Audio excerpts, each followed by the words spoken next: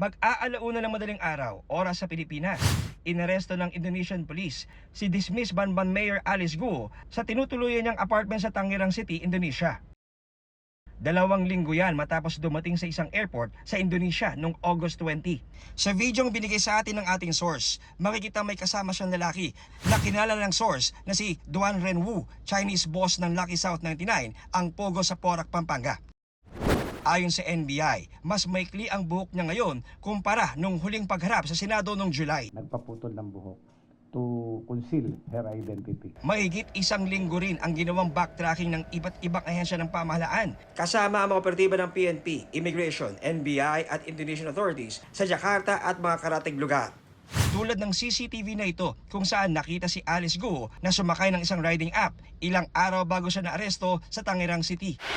Ayon sa Department of Justice, may blue notice sa Interpol si Guo. May nilabag din daw si Guo sa immigration law, sabi ng NBI. Sabi naman ng immigration, mission order nila ang basehan ng pag-aresto kay Guo. Pinaniniwalaang noong July patagong lumabas sa bansa si Guo kasama ang mga kapatid at pumunta sa Malaysia, Indonesia at Singapore.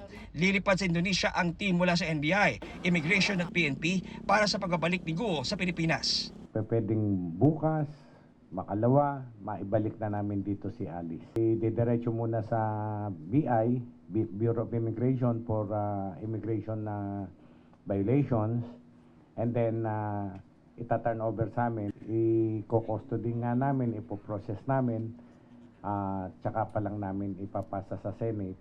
Remember also na Senate warrant pa lang ang hawak namin against her.